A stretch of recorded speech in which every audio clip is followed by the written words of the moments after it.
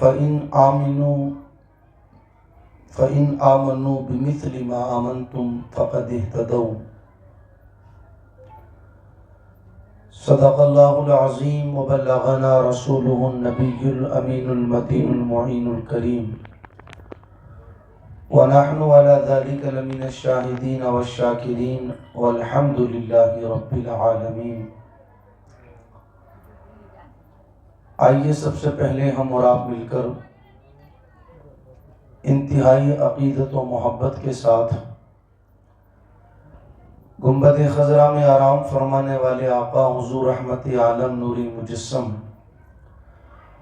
دائی حلیمہ کی حلیم امت کے غمخوار ہم غریبوں کی غم گسار نائب پروردگار جناب احمدی مجتبی محمد مصطفیٰ صلی اللہ تعالی علیہ وسلم کی بارگاہ مقدسہ میں درود السلام کا تحفہ پیش کریں، پڑھیں باواز بلند اللہم صلی علی سیدنا و مولانا محمد مبارک وسلم صلاۃ و سلام علیک یا رسول اللہ صلی اللہ تعالی علیہ وسلم۔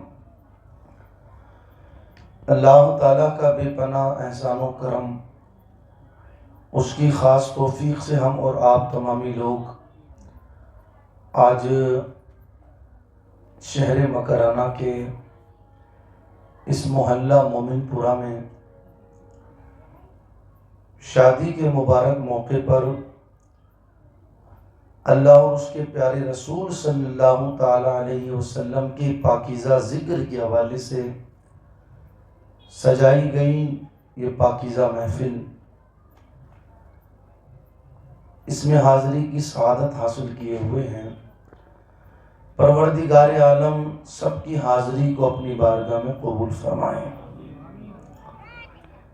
میں مبارکبادی پیش کروں گا عمومی طور پر آپ تمامی لوگوں کو، اور خصوصی طور پر ان دلہوں کے والدین کو، ان کے سارے گھر والوں کو،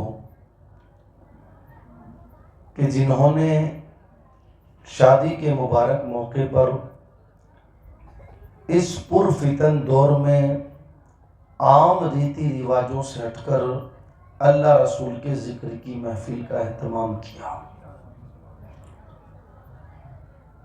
اللہ تعالیٰ اس محفل کے سجانے کی برکتیں انہیں زمین کے اوپر بھی عطا فرمائیں، اور اللہ اس کی برکتیں انہیں زمین کے اندر یعنی آخرت میں بھی عطا فرمائیں۔ میرے آقا علیہ السلام نے ارشاد فرمایا، ہر وہ جائز کام جس کی شروعات اللہ کے ذکر سے کی جائے، اللہ تعالی اس کام کو اپنے کرم سے پائے تکمیل تک پہنچا دیتا ہے۔ بڑے خوش نصیب ہوتے ہیں وہ لوگ جو زندگی کے ہر موڑ پر اللہ رسول کو یاد رکھتے ہیں۔ غم کا موقع ہو اس وقت بھی اللہ رسول کو یاد کیا، اور گھر میں کوئی خوشی کا موقع آیا اس وقت بھی اللہ رسول کو یاد کیا۔ کیوں؟ اس لیے کہ ہم مسلمان ہیں، اور مسلمانوں کا یہ عقیدہ ہے غم دینے والی ذات بھی اللہ کی ہے اور خوشی دینے والی ذات بھی اللہ کی ہے۔ اگر غم ملا ہے تو صبر کریں، اور خوشی ملی ہے تو پھر اس کا شکر ادا کریں۔ دیکھو، نقصان دونوں چیزوں میں نہیں۔ اگر کسی کو غم ملے اور بندہ صبر کرے، پھر بھی ارشاد فرمایا گیا وَبَشِّرِ الصَّابِرِينَ، اللہ تعالیٰ صبر کرنے والوں کو جنت کی خوشخبری عطا فرماتا ہے۔ اور خوشی ملی، بندے نے شکر ادا کیا تو فرماتا ہے لئن شکرتم لازیدنکم، اگر شکر ادا کرو گے تو میں نعمت کو بڑھا دوں گا، نعمت میں اضافہ فرما دوں گا۔ تو بندہ صبر کرے تو بھی فائدہ ہی ہے، شکر کرے تو بھی فائدہ ہی ہے۔ ہر حال میں بندے کو چاہیے کہ اپنے اللہ کا ذکر کرے، اپنا رشتہ اپنے رسول سے اپنے رب سے جوڑ کر کے رکھے۔ اللہ تبارک و تعالی ہم سب کو اس پیغام پر عمل کرنے کی توفیق عطا فرمائے۔ ایک چیز ہے، اس وقت اگر آپ دنیا کے اندر جدھر نگاہ اٹھا کر کے دیکھیں تو کیفیت یہ ہے، ہر کوئی مشہور ہونا چاہتا ہے، ہر کوئی یہ چاہتا ہے کہ میرا نام ہو، مجھے دنیا جانے، مجھے دنیا والے پہچانے، چاہے مردوں کا حال ہو چاہے عورتوں کا حال ہو، ہر کوئی اس کیفیت کے اندر اس وقت مبتلا ہے کہ مجھے لوگ جانیں، مجھے لوگ پہچانیں، میرا چرچا ہو، میری شہرتیں ہوں۔ اس وقت یہ اتنی جو بھاگ دوڑ ہمیں نظر آ رہی ہے، یہ جو لوگ اتنی پریشانیوں کے اندر مبتلا ہیں، اس کی وجہ یہی ہے کہ ہر کوئی چاہتا ہے کہ مجھے لوگ جانیں، مجھے لوگ پہچانیں، اور اس حوالے سے بندہ اپنے اپنے اعتبار سے کوششیں کر رہا ہے۔ کیا نہیں کیا لوگوں نے اپنے آپ کو پہچنوانے کے لیے، شہرتیں حاصل کرنے کے لیے، اپنے آپ کو جنوانے کے لیے، یہاں تک دیکھا گیا کہ مسلم کہلانے والی بچیوں نے اپنے بدن کے کپڑے تک اتار دیے اور برہنہ بدن کے ساتھ انہوں نے موبائلوں پر ویڈیو بنائی اور پھر اپلوڈ کیا۔ ہم اسے کپڑا نہیں کہتے کہ اللہ اکبر پورا بدن نظر آ رہا ہے اور صرف چند انچ کا کپڑا بدن کے چند حصوں پر انہوں نے ڈال لیا، اسے کپڑا نہیں کہتے۔ یہ بدن سے کپڑا کیوں اتارا؟ اس لیے تاکہ ویڈیو بنائیں اور انسٹاگرام پر، فیس بک پر، یوٹیوب پر ڈالیں، تاکہ ہمارے فالوور بڑھیں، ہمیں لوگ جانیں، ہمیں لوگ پہچانیں۔ آج نوجوان کیا نہیں کر رہا اس چیز کے لیے تاکہ مجھے لوگ جانیں، میرے فالوور بڑھیں۔ استغفر اللہ، سوشل میڈیا پر لوگ کفر بک رہے ہیں اور ویڈیو بنا رہے ہیں اور انہیں اپلوڈ کر رہے ہیں تاکہ لوگ انہیں دیکھ کر کے ہمیں پہچانیں، ہمیں جانیں۔ ہر کسی کو یہ خبط سوار ہے، مجھے جانا جائے، مجھے پہچانا جائے، میری شہرتیں ہو۔ یاد رکھنا، انسان دنیا کے اندر چاہے جتنے جتن کر لے وے، زیادہ سے زیادہ اگر اسے جانا اور پہچانا جا سکتا ہے تو اس وقت تک جب کہ اس کے جسم کے اندر سانسیں موجود ہیں، جب کہ اس کی جان جب کہ اس کے بدن میں جان باقی ہے۔ اللہ اکبر، جتنے بھی دنیا کے اندر اس طرح کے لوگ آئے، اگر لوگوں نے انہیں جانا، انہیں پہچانا، تو صرف اس وقت تک جانا گیا جب تک کہ ان کے بدن کے اندر جان رہی۔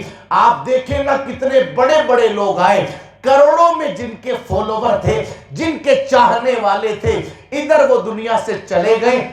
آج ان کا کوئی نام لینے والا نہیں، آج ان کو کوئی پہچاننے والا نہیں، آج ان کا کوئی ذکر کرنے والا نہیں۔ لیکن یاد رکھیں، اگر واقعی میں ہم یہ چاہتے ہیں ہمیں جانا جائے، ہمیں پہچانا جائے، ہمارا بھی چرچا ہو، صرف اس وقت تک نہیں جب تک کہ بدن میں جان ہے، مرنے کے بعد بھی لوگ یاد رکھیں۔ اللہ اکبر، تو پھر ہمیں یہ چاہیے ہم ان موبائلوں کے چکر میں اور سوشل میڈیا کے چکر میں نہ پڑے، ان کے ذریعے اپنے آپ کو پہچنوانے کی کوشش نہ کریں، بلکہ ہم حضور کے سچے غلام بن جائیں۔ انشاءاللہ یہ حضور صلی اللہ تعالیٰ علیہ وسلم کی غلامی وہ چیز ہے، جب تک بندہ زندہ رہتا ہے تب بھی اسے جانا جاتا ہے، اور مر کر کے قبر میں چلا جائے، برسوں گزر جاتے ہیں مگر پھر بھی اس کے نام کا چرچا ہوتا رہتا ہے۔ اسی لیے تو کہا تھا قلندر لاہوری ڈاکٹر اقبال نے، کی محمد سے وفا تو نے تو ہم تیرے ہیں، کی محمد سے وفا تو نے تو ہم تیرے ہیں، یہ جہاں چیز ہے کیا لوح و قلم تیرے ہیں۔ ہم جو یہ کر رہے ہیں بھاگ دوڑ ماتھا پوڑی، یہ کچھ نہیں ہے دوست، کچھ نہیں ہے. ادھر جان نکلی بھول گئے لوگ تجھے. اور یہ کوئی طریقہ ہوا یار اپنی پہچان بنوانے کا، اپنے آپ کو جنوانے کا، کہ تو سوشل میڈیا پر کفر بک رہا ہے. لوگوں نے لاکھوں روپے کو آگ لگا دی شادیوں کے اندر تاکہ لوگ ہمیں جانیں فلاں صاحب نے شادی کی تھی. یہ تو کوئی طریقہ سمجھ میں نہیں آیا اپنے آپ کو جنوانے کا. لوگوں نے کہا 10 دنوں تک علاقے کے اندر ڈی جے بجوائیں گے اور فلور بچھوا کر کے جوان دوستوں کو بھی نچوائیں گے، اپنے گھروں کی عورتوں کو بھی نچوائیں گے تاکہ لوگ جانیں محلے کے اندر فلاں صاحب نے شادی کی تھی. اللہ اکبر. یہ کوئی طریقہ ہوا اپنے آپ کو جنوانے اور پہچنوانے کا؟ تو حضور کا سچا غلام بن جا. قسم خدا کی صرف زمین والے ہی نہیں، آسمان والے بھی تجھے جانیں گے، آسمان والے بھی تجھے پہچانیں گے. اصل چیز یہ ہے حضور صلی اللہ تعالیٰ علیہ وسلم کا تو غلام بن جا. ہم نے حضور کی غلامی چھوڑی، مصطفیٰ جان رحمت صلی اللہ تعالیٰ علیہ وسلم کے دامن کو ہم نے چھوڑا، حضور کے طریقے سے ہم ہٹے تو ہمیں آج 50 راستے اختیار کرنے پڑ رہے ہیں. لوگ ہمیں جانیں، لوگ ہمیں پہچانیں. سچی بات بتانا ایمانداری سے، جس وقت حضور صلی اللہ تعالیٰ علیہ وسلم کے صحابہ کا دور تھا، اس وقت کون سا فیس بک تھا، اس وقت کون سا یوٹیوب تھا، اس وقت کون سا انسٹاگرام تھا؟ کچھ نہیں. مگر آج تقریباً 1400 سال اور 1450 سال کا عرصہ دراز گزرنے کو آ رہا ہے. ہر مسجد کے اندر صدیق اکبر کا ذکر ہو رہا ہے، ہر محفل میں فاروق اعظم کے ترانے پڑے جا رہے ہیں، عثمان غنی کا ذکر خیر ہو رہا ہے، سرکار مولائے کائنات کی عظمتیں بلند کی جا رہی ہے، حضرت سلمان فارسی کے چرچے ہو رہے ہیں، حضرت شعیب رومی کی بارگاہ میں خراج پیش کیا جا رہا ہے، حضرت خباب کی عقیدتوں کا دم بھرا جا رہا ہے. میں پوچھنا چاہتا ہوں، یہ جو صحابہ کو جانا جا رہا ہے، صحابہ کو پہچانا جا رہا ہے، ان کی محبتوں کے چراغوں کو لوگ جو اپنے دلوں کے اندر جلائے ہوئے ہیں، اس کی بنیادی وجہ سوشل میڈیا نہیں دوست، اس کی بنیادی وجہ یہ ہے کہ محمد سے وفا تو نے تو ہم تیرے ہیں. یہ جہاں چیز ہے کیا لوح و قلم تیرے ہیں.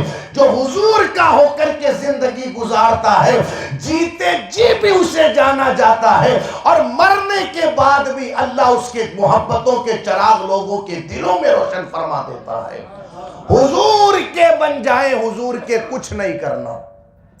یہ جو 5 گھنٹے 7 گھنٹے آپ کو موبائلوں پر برباد کرنے پڑ رہے ہیں نا، یہ کچھ نہیں کرنا پڑے گا، صرف حضور کے بن جاؤ.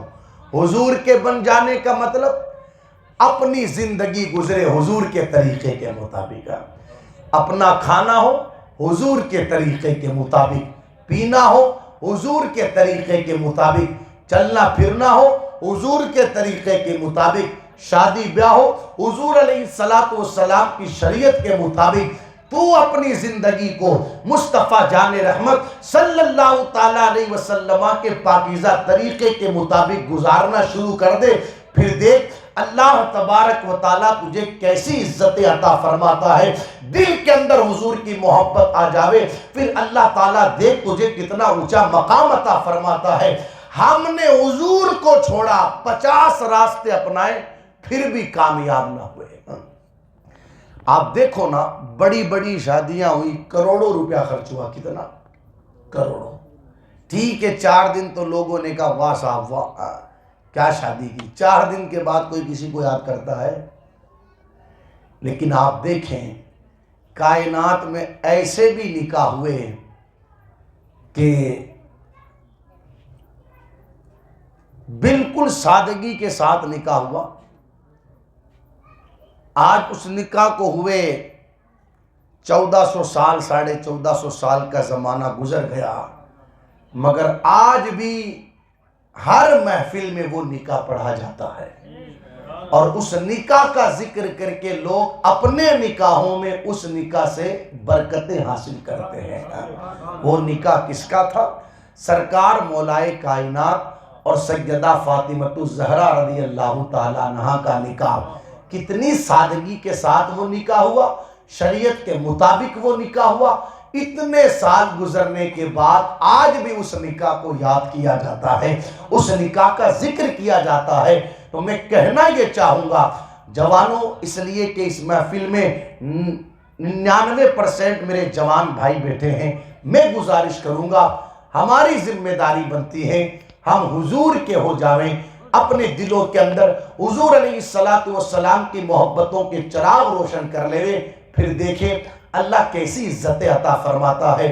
آج دنیا کے اندر بندہ کسی نہ کسی کو فالو کرتا ہے، چاہتا ہے کوئی ایسا بندہ ملے جس کے پیچھے میں چلوں، میری زندگی گزارنے کا طریقہ اس کے مطابق ہو.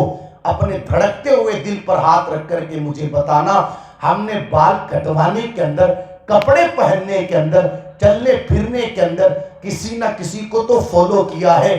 ہم نے کس کو فالو کیا؟ فلموں میں ناچنے والوں کو فالو کیا.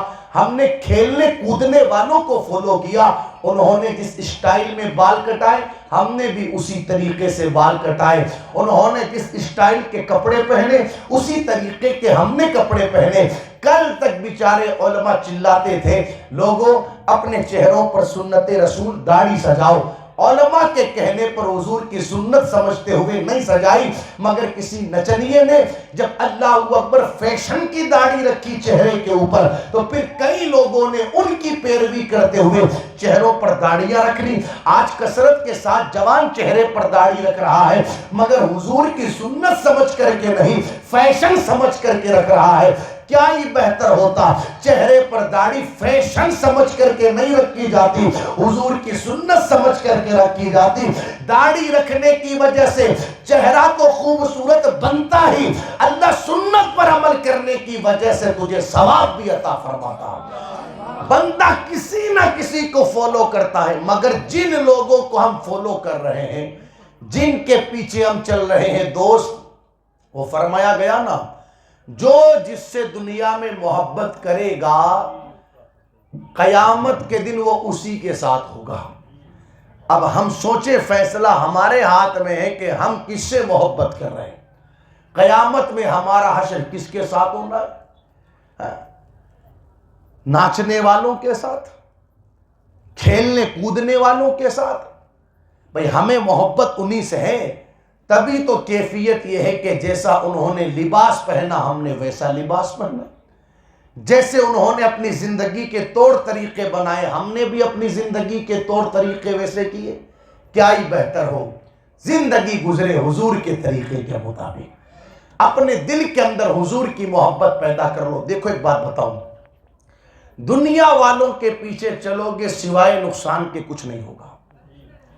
آئے دن آپ یہ خبریں سن رہے ہوں گے، وہ فلاں صاحب پھانسی پر لٹک کر کے مر گئے، وہ فلاں صاحب زہر کھا کر کے مر گئے. ابھی 2 دن پہلے کی بات، میاں بیوی کے درمیان کوئی انبن ہوئی، بیوی مائکے گئی، شوہر صاحب پنکھے پر لٹکے اور جان دے دی. کوئی تھا نہیں. پھر تھوڑی دیر کے بعد پتہ چلا تو پھر پولیس والوں کو اور ان کو بلوایا گیا، لا کر کے انہوں نے اتارا. یہ خبریں کثرت کے ساتھ اس وقت آ رہی ہے. وہ فلاں صاحب پھانسی پر لٹک کر کے جان دے دی، انہوں نے زہر کھا کر کے جان دے دی. یہ کیوں ہو رہا ہے؟ یہ کیوں ہو رہا ہے؟ اس کی وجہ یہ ہے ہاتھوں میں لوگوں کے موبائل. جو کچھ سیکھا جا رہا ہے اسی موبائل سے. اس نے وہ فلم میں کسی نچنیے کو دیکھا کہ اس میں اور اس کی بیوی میں انبن ہوئی تو اس نے آتم ہتیا کر لی. اس میں اور اس کی بیوی میں انبن ہوئی تو جا کر کے بیوی نے آتم ہتیا کر لی. اس نے زہر کھا لیا. اب اس کو پتہ ہی نہیں یہ اصلیت نہیں ہے جو تو دیکھ رہا ہے. یہ ایک کہانی ہے 3 گھنٹے کی 2 گھنٹے کی اور اس کو ختم ہو جانا ہے. حقیقت میں وہ لٹکنے والا اور کودنے والا تو اپنے گھر پر بیٹھا ہے، مگر تو نے اس کو ایسا کرتے ہوئے دیکھا. اور ریئل میں بھی اس طرح کے لوگ اپنی زندگی کے اندر اگر تھوڑی سی پریشانی دیکھتے ہیں تو اللہ اکبر زہر کھا کر کے پھانسی پر لٹک کر کے جان دے دیتے ہیں. مگر اے مسلمان، تو نبی کا ماننے والا، تو مصطفیٰ جان رحمت کا کلمہ پڑھنے والا، ہمارے یہاں ایسا تھوڑی ہے کہ زندگی میں تھوڑا بہت دکھ آیا تو پھانسی پر لٹک جاوے بندہ. ہمارے یہاں ایسا تھوڑی ہے زندگی میں تھوڑی سی تکلیف آوی تو زہر کھا لے وے. پھر آپ مجھے بتائیں نا, اگر چھوٹی چھوٹی باتوں پر پھانسی پر لٹکنا ہوگا, زہر کھانا ہوگا, تو پھر صبر کا کس کو کہیں گے, پھر شکر کس کو کہیں گے؟ ابھی میں نے ابتدا میں آپ سے عرض کی, جب بندے کو مصیبت آئے ہمارا مذہب کہتا ہے کہ صبر کیا جائے. میاں بیوی میں انبن ہو گئی, کوئی بات بگڑ گئی تو صبر کر, تھوڑے دنوں کے اندر مسئلہ پھر حل ہو جائے گا. یہ معاملات کا حل تھوڑی ہے کہ آپ جا کر کے پھانسی پر لٹک جاوے. لٹکنے والا تو لٹک جاتا ہے, وہ یہ سمجھتا ہے کہ مسئلہ حل ہو گیا, مگر اسے پتہ نہیں آخرت تو نے برباد کی ہی ہے, اپنے گھر والوں کی زندگیوں کو پھر نے برباد کر دیا. وہ چھوٹے چھوٹے بچے, اب ان کی زندگی کیسے گزرے گی؟ غصے میں آ کر کے نے تو زہر کھا لیا, اب وہ بیوی اپنی زندگی کو کہاں گزارے گی؟ وہ بوڑھے ماں باپ جن کا تو ایک ہی سہارا تھا, سوچا تھا بیٹا جوان ہوگا تو ہم بھی خوشیوں کے دن دیکھیں گے, ان بیچارے بوڑھے ماں باپ کا بڑھاپا کون گزروائے گا؟ تو پھانسی کھا کر کے چلا گیا, حالانکہ تجھے بھی پتا نہیں. میرے نبی کی حدیث بخاری شریف میں روایت موجود ہے, اللہ اکبر, آقا ارشاد فرماتے ہیں آتم ہتیا کرنا حرام ہے. کیا ہے؟ کیا ہے آتم ہتیا کرنا؟ حرام. اور اتنا بڑا حرام ہے, اتنا بڑا حرام, جو بندہ آتم ہتیا کرے گا قیامت کے دن اس بندے کو اسی چیز کے ذریعے سزا دی جائے گی. مثلا یہ حدیث بخاری میں موجود ہے, اگر کسی بندے نے چاقو گھوپ کر کے آتم ہتیا کی اپنے, فرمایا قیامت کے دن جہنم میں اس کے ہاتھ میں چاقو دے دیا جائے گا اور وہ اس چاقو کو اپنے پیٹ میں گھونپتا رہے گا, اسی طریقے سے عذاب بھگتتا رہے گا. اگر کسی بندے نے پہاڑ سے کود کر کے جان دی, آتم ہتیا کی, تو اسی طریقے سے جہنم میں پہاڑوں پر لے جا کر کے اسے گرایا جاتا رہے گا اور عذاب میں مبتلا کیا جائے گا. جس چیز کے ذریعے بندہ آتم ہتیا کرے گا اسی چیز کے ذریعے اس کو عذاب دیا جائے گا قیامت کے دن. یہ کوئی جائز چیز تھوڑی ہے, ناجائز ہے, حرام ہے دوست. صبر بھی کوئی چیز ہوتی ہے, شکر بھی کوئی چیز ہوتی ہے. اگر چھوٹی موٹی انبن ہو جاوے, بات بگڑ جاوے, تو صبر کیا جاوے. صبر کریں گے اللہ کوئی نہ کوئی راستہ ضرور نکالے گا. مل بیٹھ کر کے بات ہونی چاہیے, یہ کوئی طریقہ ہے؟ اللہ رحم فرمائے. اب تو پتہ نہیں کس ڈگر پر چل پڑی ہے میری نوجوان نسل ہے. عمر دیکھو تو 15 سال, 17 سال, 14 سال غیر محرم لڑکیوں سے تعلقات قائم کر لیے جناب نے, جبکہ یہ حرام. حرام غیر محرم عورتوں سے. یاد رکھنا, کسی کی بہن بیٹی سے ناجائز سمبند جوڑنے والے تیرے بھی گھر پر بہنیں ہیں, تیرے بھی گھر پر بیٹیاں ہیں. میرے آقا فرماتے کما تدین تدان, تو جیسا کرے گا تیرے بھی ساتھ ویسا کیا جائے گا. خدارا ہم بہن بیٹیوں کی عزتوں کے محافظ ہیں. تاریخ رہی ہے مسلمان نے جان دے دی مگر کسی کی بہن بیٹی کی عزت و آبرو پر حرف نہیں آنے دیا. ایک وقت وہ بھی رہا, کل تک اگر کوئی غیر مسلم سفر پر جاتا, سوچتا گھر میں جوان بیٹی ہے, اسے چھوڑ کر کے کیسے سفر پر جاوے, تو گھر والے کہتے وہ محلے میں فلاں مسلمان کا مکان ہے, اس کے یہاں چھوڑ دو, وہاں پر بیٹیاں محفوظ رہے گی. اس لیے کہ مسلمان اپنی جان تو دے سکتا ہے مگر کسی کی بہن بیٹی کی عزت و آبرو پر حرف نہیں آنے دے سکتا. کل تک جس مسلمان کی یہ شان رہی, آج ہماری حالت یہ ہے لوگ دیواریں کود کر کے دوسروں کے گھروں میں جا رہے ہیں. معاذ اللہ سربار معاذ اللہ, ادھر تاکہ جھانکی کرے, ادھر تاکہ جھانکی کرے, راتوں کی تنہائیوں میں گلیوں میں بیٹھ کر غیر محرم بچیوں سے لڑکیوں سے موبائلوں پر باتیں کرے. آگ لگا کر کے رکھ دی ہے پورے معاشرے کے اندر. کوئی کسی کی بیٹی کو لے کر کے بھاگے, کوئی کسی کی بہن کو لے کر کے بھاگے. یہ صورتحال ہے اس وقت معاشرے کی. یاد رکھنا, آپ نے اگر کسی کی بہن بیٹی کے ساتھ غلط کیا ہے, انتظار کرے آپ کی بہن بیٹی کے ساتھ بھی غلط ہوگا. یہ تعلیم میرے مذہب کی نہیں ہے جو اس وقت ہم کر رہے ہیں یار. ہم تو اس پیغمبر کے ماننے والے ہیں کہ ایک جنگ کے موقع پر حاتم طائی کافر کی بیٹی کے سر سے روپٹہ اتر گیا. میرے آقا علیہ الصلوۃ والسلام نے دیکھا, تڑپ گئے, اور حضور علیہ الصلوۃ والسلام اس کے قریب گئے, اپنی مبارک چادر اتار کر کے آقا نے اسے دی اور کہا اسے سر پر رکھ لیا جائے. جب اس بچی نے چادر کو سر پر رکھا تو کہا ہماری اور آپ کی یہاں پر آپس میں جنگ ہے, مگر اتنے پیار سے آپ نے آج میرے سر پر چادر رکھی, اتنے پیار سے تو کبھی میرے باپ نے بھی میرے سر پر چادر نہیں رکھی. آقا فرماتے بیٹی تجھے پتہ نہیں, جس مذہب کی میں لوگوں کو تعلیم دیتا ہوں وہ مذہب سکھاتا یہ ہے بیٹی کسی کی بھی ہو بیٹی بیٹی ہوا کرتی ہے. آپ دیکھیں یہ تعلیم ہے مصطفیٰ جان رحمت صلی اللہ تعالیٰ علیہ وسلم کی. تو عرض یہ کر رہا تھا پہلا گناہ تو یہ کہ ناجائز سمبند بٹھائے, اور پھر جب معاملات ان ناجائز سمبند میں بگڑتے ہیں, یعنی اس لڑکی نے بات کرنا بند کر دیا یا وہ ناراض ہو گئی, تو اب کیا کرے گا یہ بے شرم؟ یہ بلیڈ سے ہاتھ پر چیرے مارے گا. بلیڈ سے ہاتھ پر کیا کر رہا ہے یار؟ یہ حرام ہے حرام. یہ جان تیری تھوڑی ہے, یہ بدن تیرا تھوڑی ہے جو تو اس طرح اس بدن کے ساتھ کر رہا ہے. اللہ کا قرآن کہتا ہے ان اللہ اشترا من المؤمنین انفسهم واموالهم بان لهم الجنہ. بے شک اللہ تعالیٰ نے ایمان والوں کی جانوں کو اور ایمان والوں کے مالوں کو جنت کے بدلے خرید لیا ہے. اب نہ جان ہماری ہے نہ مال ہمارا ہے, یہ جان بھی خدا کی ہے, یہ مال بھی خدا کا ہے. یہی وجہ ہے اس جان کو اپنے ہاتھ سے لیں گے تو آتم ہتیا کہلائے گا جو کہ حرام ہے. اور اگر یہی جان فلسطین کی سرزمین پر بیت المقدس کے تحفظ کے لیے دے دی جائے تو پھر اس بندے کو شہادت کا مرتبہ عطا کیا جاتا ہے. جان تو وہاں پر بھی گئی, جان یہاں پر بھی گئی, مگر اسے حرام کہا گیا, اسے شہادت کا مرتبہ کہا گیا. وجہ اس کی یہ ہے یہ جان گئی ہے تو بندے نے اسے اپنے ہاتھوں سے خود لی, اور وہاں جان گئی ہے تو اللہ کی رضا کے لیے گئی ہے. خود جان اپنے ہاتھ سے لیوے تو آتم ہتیا اور حرام, اور وہاں جان اگر قربان کر دی جاوے تو پھر شہادت کا مرتبہ ملے.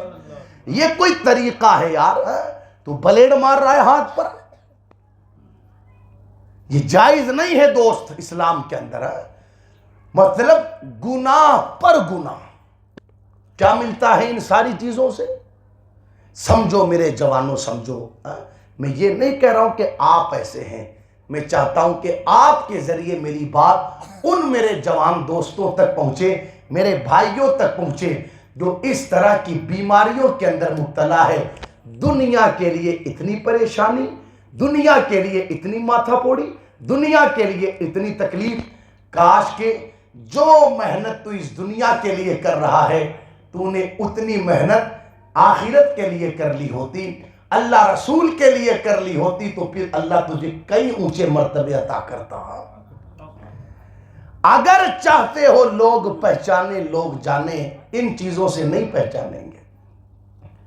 حضور کے ہو جاؤ, حضور کے. ایک روایت پڑھوں گا بس بات پوری ہو جائے گی. مکۃ المکرمہ کی سرزمین دیکھو, جب کوئی حضور کا ہو جاتا ہے پھر کیا عزت میرا اللہ دیتا ہے. مکۃ المکرمہ کی سرزمین. ایک غلام ہے, کوئی نہیں جانتا اسے. غلاموں کو تو ویسے کون جانتا ہے؟ کوئی نہیں جانتا, کوئی نہیں پہچانتا. عبداللہ بن جدعان اس کے مالک کا نام.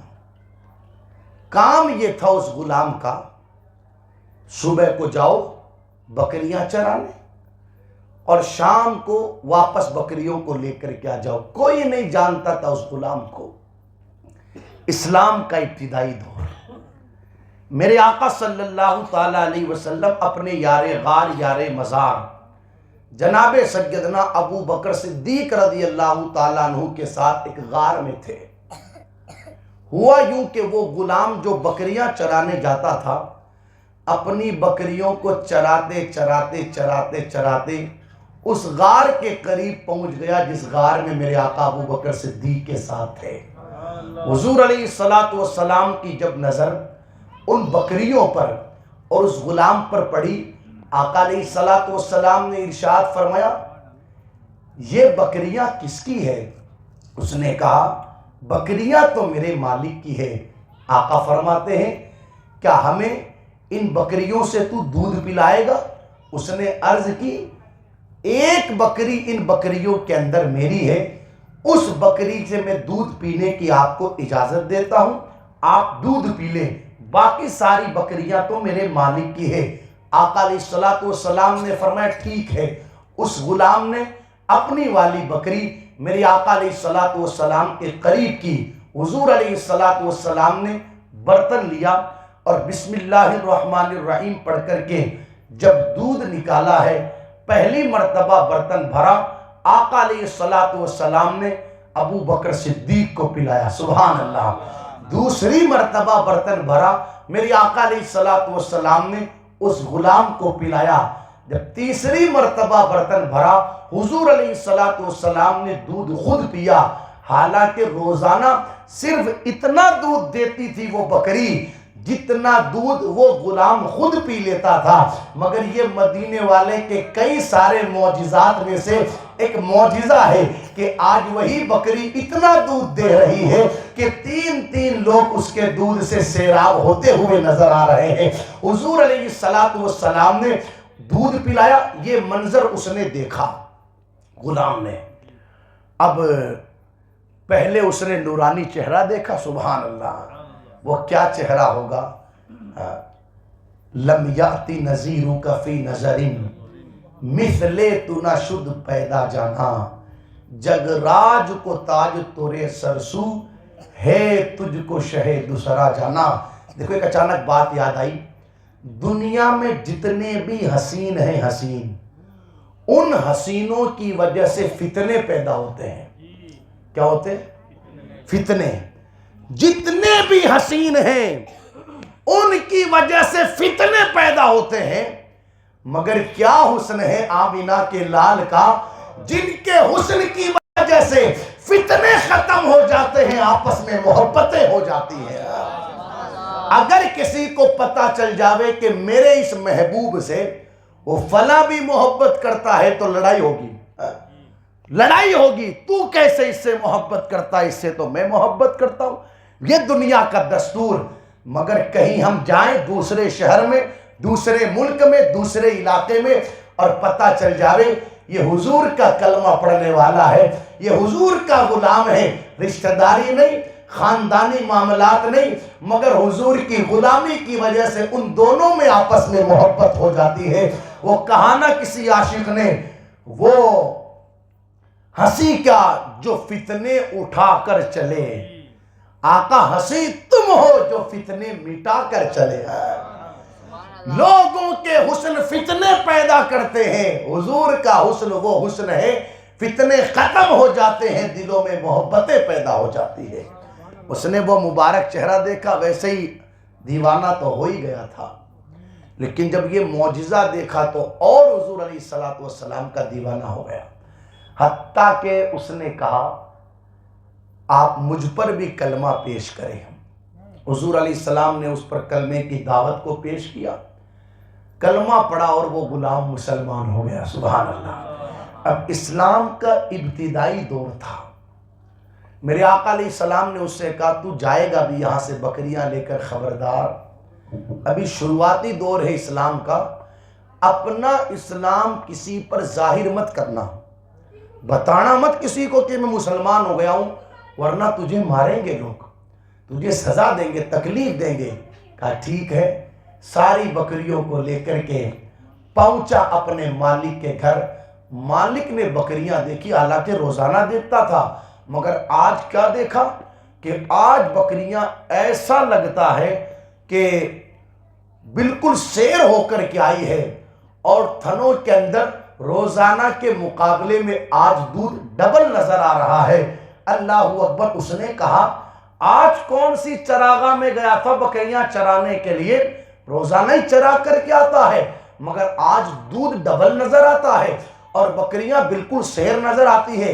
جس چراگاہ میں آج گیا تھا نا، اب تجھے روزانہ اسی چراگاہ میں بکریاں چرانے کے لیے جانا ہے۔ اللہ اکبر! اسے کیا پتا تھا یہ کمال چراگاہ کا نہیں، کمال آمینہ کے لال کا ہے۔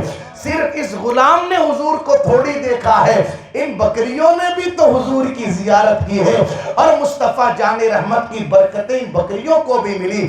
اللہ اکبر! وہ تو چاہتا ہی یہ تھا کوئی بہانہ بنے اور میں حضور کی بارگاہ میں پھر حاضر ہوں، مگر کہہ دیا آپ روزانہ اسی جگہ جانا ہے تجھے چرانے کے لیے۔ صبح اٹھتا، اب اس کی رات کیسے گزری ہوگی وہ تو وہ غلام ہی سمجھ سکتا ہے۔ انتظار کی راتیں کیسے گزرتی ہیں، اس کو کوئی لفظوں میں بیان نہیں کر سکتا۔ اللہ اکبر! کیسے اس غلام کی رات گزری ہوگی، کب صبح ہوگی، کب پھر مدینے والے کی بارگاہ میں جاؤں گا، کب پھر حضور کا دیدار کروں گا۔ وہ محسوس کر رہا ہوگا کیا چہرہ تھا وہ، سبحان اللہ، جس سے نور نکل رہا تھا، کیا زلفیں تھی وہ، کیا خد و خال تھے ان کے۔ اب رات گزاری اس نے، صبح ہوئی پھر بکریاں لے کر کے حضور کی بارگاہ میں آیا، دودھ پلایا پیا، شام کو پھر لے کر کے آیا۔ سلسلہ چلتا رہا، حتیٰ کہ ایک مرتبہ ہوا یوں کہ وہ جو بکریاں تھیں نا جن کو وہ چرا چرا کر کے لاتا تھا، ان بکریوں کے قریب سے جو مکے کا فرعون جسے کہا گیا ابو جہل، میرے آقا فرماتے میری امت کا فرعون ابو جہل ہے، وہ ابو جہل ان بکریوں کے قریب سے گزرا۔ سنیے گا جوانوں اپنے نبی کی شان، اور اس روایت کو اپنے دلوں میں اتاریے گا، انشاءاللہ پھر آپ خود محسوس کریں گے جن چیزوں کے چکر میں پڑے ہیں یہ کچھ نہیں ہے، حقیقت میں زندگی تو وہ زندگی ہے جو حضور کے قدموں میں گزر جاوے، حضور کی یاد میں گزر جاوے۔ ابو جہل کا گزر ان بکریوں کے قریب سے گزرا۔ ابو جہل نے جب ان بکریوں کو دیکھا تو وہ بکریاں کچھ الگ ہی معلوم ہو رہی تھی، بالکل شیر ہے، تھنوں میں دودھ دگنا ہے۔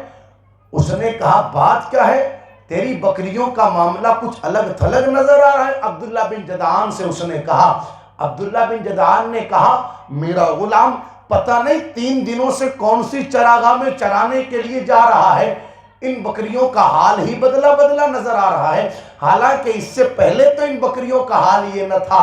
ابو جہل نے کہا یہ کمال چراگاہ کا نہیں، میرا دل کہتا ہے کہ تیرا غلام ضرور مصطفیٰ جان رحمت صلی اللہ تعالیٰ علیہ وسلم کی بارگاہ میں جاتا ہے، ضرور ان کی بارگاہ میں حاضری دیتا ہے۔ یہ کمال وہی سے ان بکریوں کو حاصل ہوا ہے۔ دیکھو سڑا ہوا کافر ہے، دل بالکل سیاہ ہے اس کا، مگر کافر ہو کر کے بھی مدینے والے کی عظمتوں کو تسلیم کر رہا ہے، آقا کے کمالات کو مان رہا ہے۔ اللہ اکبر! ارے سچ اور حق تو وہی رہتا ہے کہ جس کا اقرار خود دشمن بھی کرتا ہوا نظر آ گیا۔ کٹر دشمن ہے، کٹر دشمن، مگر کیا کہتا ہے، ضرور یہ ان کی بارگاہ میں جاتا ہوگا۔ پتہ لگاؤ، ہوا یوں کہ ایک دن وہ جو غلام تھا، غلام خانہ کعبہ کے قریب گیا، خانہ کعبہ میں جس میں 360 معبودان باطل رکھے گئے تھے، اور کچھ کفار پیچھے لگے ہوئے تھے اس غلام کے کہ یہ اندر جا کے کرتا کیا ہے۔ جب وہ غلام اندر پہنچا اس بتوں کے سامنے تو اس نے ان بتوں کو برا بھلا کہا کہ کیسے ہو تم کہ لوگ تمہاری عبادت کرتے ہیں، حالانکہ تم جھوٹے ہو، باطل ہو، نہ تم لوگوں کو فائدہ دے سکتے ہو نہ نقصان۔ جب اس طرح برا بھلا کہا تو ان کفار نے سن لیا اور جا کر کے یہ ساری باتیں اس کے مالک عبداللہ بن جدعان کو بتائی، ایسا ایسا منظر ہم نے دیکھا ہے تمہارے غلام کے ذریعے۔ جب اس کو پتا چلا کہ ایسی ایسی بات ہے اور اس غلام نے کلمہ پڑھ لیا ہے مدینے والے کا، تو اس عبداللہ بن جدعان نے اپنے اس غلام کو مکہ المکرمہ کے دو کافروں کے حوالے کر دیا، ان میں سے ایک کا نام ابو جہل اور دوسرے کا نام امیہ بن خلف۔ کہا اس غلام کو تم لے لو، مجھ سے تو یہ غلام سنبھالا نہیں جاتا، اب تم جو چاہے وہ اس کو سزا دو اور کسی طریقے سے بس یہ کلمہ چھوڑ دے وے، یہ مدینے والے کا دامن چھوڑ دے وے۔ کہا ٹھیک ہے۔ اب سنیے گا دوستو، یہ جو اسلام ہم تک پہنچا ہے ایسے نہیں پہنچا، اس کے پیچھے بڑی قربانیاں دی گئی ہے۔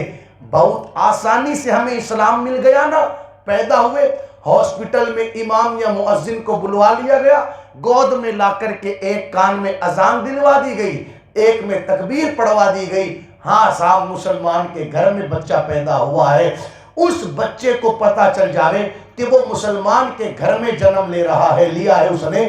اتنی آسانی سے ہم کو اسلام مل گیا، مگر یہ اسلام اتنی آسانی سے ہم تک پہنچا نہیں، بڑی قربانیاں دی ہے میرے نبی نے اور نبی کے صحابہ نے، نبی کے اہل بیت نے، تب جا کر کے اسلام ہم تک پہنچا۔ ہمیں جو آج اس دین کی قدر نہیں، اس دین کی اہمیتوں کا پتہ نہیں، اس کی وجہ یہ ہے کہ ہم کو آسانی سے مل گیا۔ اگر اس دین کے لیے، اس مذہب کے لیے ہم نے کوئی قربانی دی ہوتی تو ہمیں احساس رہتا کہ دین ہم تک پہنچا کیسے۔ مگر سنو، جب اس غلام کو ابو جہل اور امیہ بن خلف کے حوالے کر دیا گیا، بڑا ستایا ان دونوں نے، بڑا، حتیٰ کہ مکۃ المکرمہ کی چلچلاتی دھوپ میں اس غلام کو ننگی پیٹ کر کے زمین پر لٹا دیتے، اس کے سینے پر پتھر رکھ دیتے اور کہتے چھوڑ دے کلمہ پڑھنا، انکار کر دے مصطفیٰ جان رحمت صلی اللہ تعالیٰ علیہ وسلم کا۔ لیکن جب اس غلام سے یہ کہا جاتا کہ کلمہ پڑھنا چھوڑ دے، انکار کر دے کلمے کا، ہر مرتبہ وہ غلام یہی کہتا اللہ احد، اللہ احد، اللہ ربی، اللہ میرا رب ہے، اللہ ایک ہے، اللہ ایک ہے۔ زمین پر گھسیٹا جاتا ہے، کوئی بات نہیں، سینے پر چٹان رکھی جاتی ہے، کوئی بات نہیں، یہ میں کہہ آسانی سے رہا ہوں اور آپ سن آسانی سے رہے ہو۔ یار ہم عرب کی کیا بات کریں، اپنے شہر کے اندر دوپہر میں 2 بجے گھر سے باہر نکلتے ہیں تو بغیر چپل کے نہیں نکلتے، اس لیے کہ دھوپ کی شدت کی وجہ سے پاؤں جلنے لگتے ہیں۔ سوچ تو صحیح دوست، تو بغیر چپل کے پاؤں زمین پر رکھ نہیں پاتا گرمی کی وجہ سے۔ کیا قربانیاں دی ہیں، کیا قربانیاں دی ہیں کہ ننگی پیٹ انہیں مکۃ المکرمہ کی پتھریلی زمین پر لسیٹا جاتا، زمین پر ریت پر لٹایا جاتا اور سینے کے اوپر پتھر رکھ دیا جاتا۔ اتنی قربانیاں دی، تب جا کر کے دین ہم تک پہنچا۔ یہیں پر بس نہیں، بلکہ چھوٹے چھوٹے بچوں کے حوالے اس غلام کو کر دیا جاتا، وہ بچے اس غلام کی گردن میں رسی ڈال کر اس کو ادھر گھسیٹتے، اس کو ادھر گھسیٹتے۔ ہاں وہ غلام کوئی اور نہیں، آپ سوچ رہے ہوں گے کون ہے وہ غلام، اسی غلام کو اللہ اکبر دنیا سیدنا و سندنا اللہ اکبر حضرت بلال حبشی رضی اللہ تعالیٰ عنہ کے نام سے جانتی اور پہچانتی ہے۔ آپ دیکھیں، یہ میرے آقا علیہ السلام کے غلام سیدنا بلال حبشی رضی اللہ تعالیٰ عنہ کل تک کوئی جانتا نہ تھا، کل تک کوئی پہچانتا نہ تھا، کوئی نام لینے والا نہ تھا، مگر حضور سے جڑ گئے، مصطفیٰ جان رحمت صلی اللہ تعالیٰ علیہ وسلم کی غلامی اختیار کر لی۔ صرف بلال ہی حضور سے محبت نہیں کرتے، میرے نبی بھی بلال سے محبت فرماتے۔ جس وقت صدیق اکبر نے حضرت بلال رضی اللہ تعالیٰ عنہ کو خریدا، اور خریدا بھی تو کیسے خریدا، امیہ سے جا کر کے کہا اسے بیچو گے، کہا بیچ تو دوں گا مگر اتنے پیسے لوں گا، کہا ٹھیک ہے۔ جب صدیق اکبر پیسے دینے لگے تو امیہ نے کہا نہیں اتنے نہیں، اس سے اور زیادہ لوں گا، کہا ٹھیک ہے، اور زیادہ دینے لگے، کہا نہیں اتنے بھی نہیں لوں گا، اس سے اور زیادہ لوں گا۔ حالانکہ یہ کاروبار کا طریقہ نہیں ہے، جو بات ایک مرتبہ طے ہو گئی پھر وہی رقم دی جاتی اور لی جاتی ہے، مگر یہاں وہ بار بار اپنی بات بدل رہا ہے۔ صدیق اکبر کہتے ہیں ٹھیک ہے یہ بھی دینے کو تیار ہوں۔ جتنی رقم اس نے مانگی صدیق اکبر نے اتنی رقم دے دی، اور بلال حبشی کو جب لے کر کے حضور کی بارگاہ میں گئے، میرے آقا کی آنکھوں میں آنسو، عرض کرنے لگے یا رسول اللہ آپ کے غلام بلال کو خرید کر کے لے آیا ہوں۔ میرے نبی نے فرمایا ابو بکر جس مال سے بلال کو خریدا اس مال میں تھوڑا مال میرا بھی تو ملا لیتے، تھوڑا پیسہ میرا بھی تو ملا لیتے۔ صدیق اکبر تڑپ گئے اور تڑپ کر کے کہنے لگے آقا آپ کیسی باتیں کرتے ہو، آپ کا مال میرا مال؟ یا رسول اللہ آپ ایسی بات نہ کریں، ابو بکر بھی آپ کا ہے، ابو بکر کا مال بھی آپ کا ہے، اور بلال بھی آپ کا ہے۔ آقا ہم سب تو آپ ہی کے غلام ہیں، ہمارے پاس جو کچھ ہے وہ ہمارا نہیں، آقا آپ ہی کا ہے۔ اب آپ دیکھو حضور سے جڑے حضرت بلال رضی اللہ تعالیٰ عنہ کل تک کوئی پہچانتا نہ تھا، کوئی جانتا نہ تھا، میرے نبی سے جڑنے کی وجہ سے، آقا کی غلامی اختیار کرنے کی وجہ سے، دامن مصطفیٰ کو تھامنے کی وجہ سے اللہ نے کتنا اونچا مقام عطا کیا۔ میرے نبی ارشاد فرماتے ہیں جب میں معراج کی رات اللہ اکبر جنت کی سیر کر کے واپس آیا، آقا فرماتے ہیں میں نے جنت کے اندر اپنے آگے آگے کسی کے چلنے کی آواز کو سنا، کسی کے قدموں کی آہٹ کو سنا، تو میں نے جبرائیل سے پوچھا جبرائیل یہ میرے آگے چلنے والے قدموں کی آہٹ کی آواز کس کی ہے؟ عرض کرتے ہیں آقا کسی اور کی نہیں، آپ کے غلام بلال حبشی کی ہے۔ اللہ اکبر کتنا اونچا مقام عطا کیا کہ شب معراج آقا جنت کی سیر کے لیے جائیں تو بلال حبشی کے قدموں کی آواز کو جنت میں سنا جاوے۔ دیکھو حضور کا جب کوئی ہو جاتا ہے، دامن مصطفیٰ تھام لیتا ہے تو پھر یہ عزتیں ملتی ہیں۔ میرے آقا علیہ السلام ارشاد فرماتے قیامت کے دن حضرت صالح علیہ السلام اپنی اونٹنی پر سوار ہو کر کے جنت میں داخل ہوں گے، میں براق پر سوار ہو کر کے جنت میں جاؤں گا، اور میرا غلام بلال یہ بھی اپنی سواری پر اذان دیتے ہوئے جنت میں داخل ہوگا۔ سبحان اللہ، کیا عظمتیں میرے نبی نے عطا کی، کیا مقام عطا کیا۔ مگر یہ عزتیں حضور کا دامن چھوڑ کر کے نہیں ملے گی، حضور کا طریقہ چھوڑ کر کے نہیں ملے گی۔ آؤ اپنے دل میں حضور کی محبت پیدا کریں۔ اور پھر کیا محبت تھی حضرت بلال حبشی رضی اللہ تعالیٰ عنہ کو۔ اللہ اکبر، جس وقت حضور علیہ السلام کا انتقال ہوا نا، سب مدینے رہنے کو تڑپتے ہیں، سب تڑپتے ہیں نا ہم مدینہ جائیں، ہم مدینہ جائیں، تڑپنا بھی چاہیے۔ مگر میرے آقا علیہ السلام کا انتقال ہوا تو حضرت بلال رضی اللہ تعالیٰ عنہ سے مدینے میں رہا ہی نہیں گیا، آپ نے مدینہ چھوڑ دیا، ملک شام چلے گئے۔ کیوں؟ اس لیے کہ اب مدینہ منورہ میں حضور تو نظر آتے ہی نہیں، اب کرے کیا؟ تو وہ بے چینیوں بے قراریوں کا عالم کے مدینہ چھوٹا اور ملک شام چلے گئے۔ کافی وقت گزر گیا، ایک بار خواب میں میرے آقا تشریف لائے اور ارشاد فرمایا بلال کیا بات ہے، تمہیں ہماری یاد نہیں آتی؟ کیا وجہ ہے ہم سے ملنے نہیں آتے ہو؟ جب یہ خواب دیکھا حضرت بلال رضی اللہ تعالیٰ عنہ نے، خوشی کا ٹھکانہ نہ رہا، صبح ہوئی، تیاری شروع کر دی، مجھے مدینے جانا ہے، مجھے مدینے جانا ہے۔ اللہ اکبر، آج ہم مدینے جاتے ہیں تو خوشیوں کا ٹھکانہ نہیں رہتا۔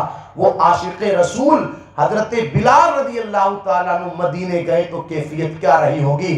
المختصر مدینہ منورہ پہنچے، گلیاں دیکھی مدینہ منورہ کی، اور سب چیزیں دیکھی، شجر و حجر دیکھا، ازواج مطہرات کے حجرے دیکھے، سب جگہیں دیکھی، مگر حضور نظر نہیں آئے۔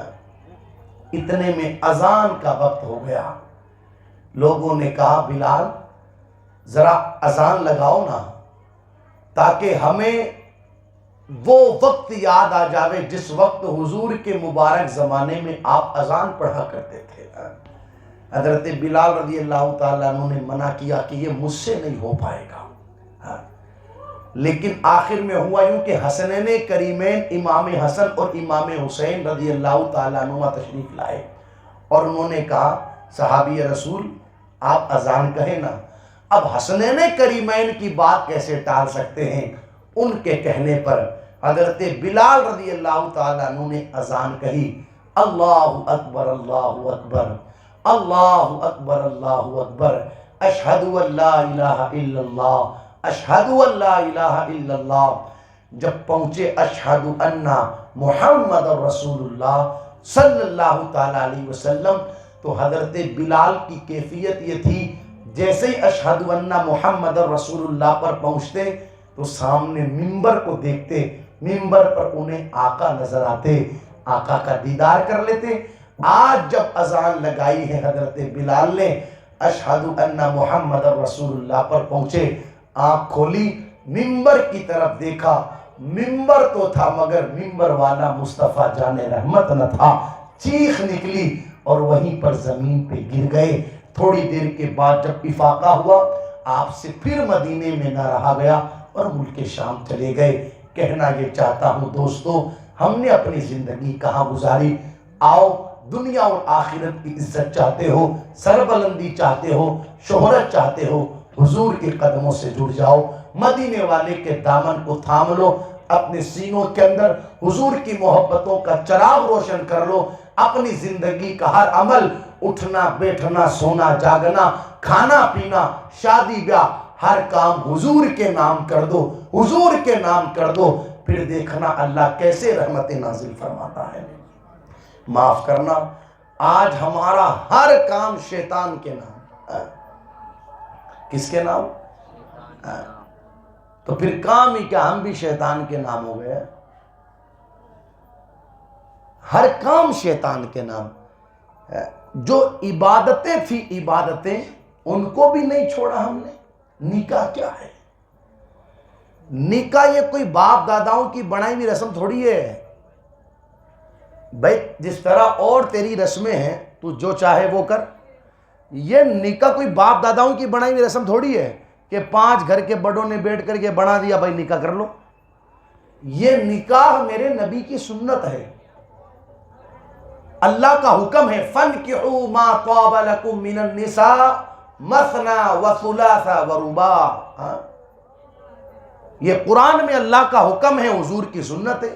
اور ایسی سنت کے میرے نبی نے ارشاد فرمایا لوگوں نکاح صرف میری ہی سنت نہیں, مجھ سے پہلے نبیوں کی بھی سنت ہے. ہر نبی کی سنت ہے نکاح کرنا. یہ کوئی چھوٹی موٹی عبادت ہے, نکاح عبادت ہے, عبادت. آقا علیہ الصلوۃ والسلام نے ارشاد فرمایا جو بندہ شریعت کے دائرے میں رہ کر کے نکاح کرتا ہے اللہ اسے ثواب عبادت کا عطا فرماتا ہے. اس عبادت کو بھی ہم نے نہیں چھوڑا. اس کے اندر بھی شیطانی کام. بھئی نماز کیا ہے؟ بولو بولو بولو, نماز کیا ہے؟ نماز عبادت ہے نا. روزہ کیا ہے؟ عبادت ہے. حج کیا ہے؟ عبادت ہے. تو جس طرح نماز روزہ حج عبادت ہے اسی طرح نکاح بھی عبادت ہے. فرمایا گیا نکاح کی محفل میں شرکت کرنا نفل نماز پڑھنے سے بہتر ہے. نکاح کی محفل میں شرکت کرنا اتنی بڑی عبادت نکاح. ہم نے کیا کیا اس کے ساتھ؟ شروع سے لے کر کے آخر تک صرف آپ ایجاب و قبول کو چھوڑ دے کہ لڑکی اجازت دے وے, لڑکا قبول کرے, اس کو چھوڑ دے وے. اس کے علاوہ جتنے کام ہو رہے ہیں سارے کے سارے شیطانی کام. اب میں کس چیز کا ذکر کروں کس کا نہ کروں مجھ سے بہتر آپ جانتے ہو. 50 تقریریں میں نے کی, کئی تقریروں میں آپ نے مجھ سے سنا. بار بار ان باتوں کو دہرانا کوئی فائدہ نہیں. اصل چیز یہ ہے اپنی زندگیوں میں بدلاؤ لاؤ. اللہ نے پیسہ دیا ہے دوست آگ لگانے کے لیے نہیں. ابھی 2-4 دن میں جو شادیاں ہوئی ہے پٹاخے بج کہاں رہے ہیں, نیند یا مومن پورہ میں سونے والوں کی خراب ہو رہی ہے. اب آپ مجھے بتاؤ جو بندہ 50 لوگوں کی بددعائیں لے کر کے نکاح کریں. کتنے لوگوں کی؟ 50 لوگوں کی. کیا اس نکاح میں برکت ہوگی؟ کیا میاں بیوی میں محبتیں رہے گی؟ سکون سے زندگیاں؟ آپ کسی کی زندگی کا سکون اجاڑ کر خود سکون حاصل کبھی نہیں کر سکتے. وہ کہا تھا دوسروں کو سکون پہنچاؤ تو تمہیں سکون ملے گا.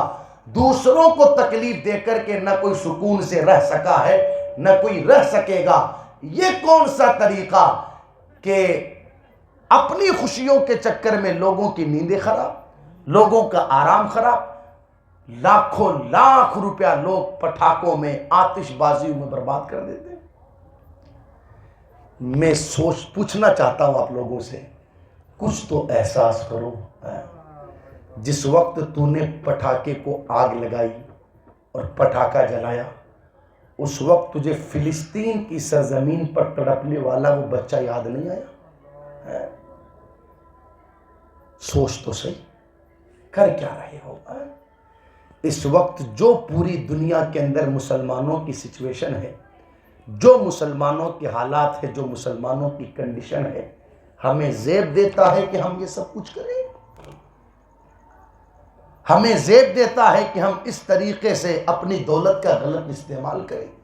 اگر پیسہ دیا ہے، کوئی راستہ اختیار کر اور اس مضبوط راستے کے ذریعے اپنا یہ پیسہ فلسطین والوں کی مدد کے لیے بھیج، تاکہ تیری دنیا بھی سنورے، آخرت بھی سنورے. مسلمان پڑوس میں تیرے تڑپ رہا ہے، اس کی مدد کے لیے 5 روپیہ جیب سے نہیں نکلتا اور ایسے ہزاروں روپیہ تو آگ لگانے کے لیے لے کر کیا جاتا ہے. اس لیے اللہ نے دولت تھوڑی دی ہے کہ اس دولت کا تو حرام کاموں میں استعمال کرے، ناجائز کاموں میں. قدم قدم پر شیطانی کام، بے حیائی، بے غیرتی، کیا بولے کیا نہ بولے. عورتیں سمجھتی ہیں مردوں سے آگے، مرد سمجھتے ہیں عورتوں سے آگے. کتنی شرم کی بات کہ مسلمانوں کی شادیوں میں ان کے گھروں پر عورتیں ناچ رہی ہیں. آپ سوچو نا یہ سب کام کرنے کے.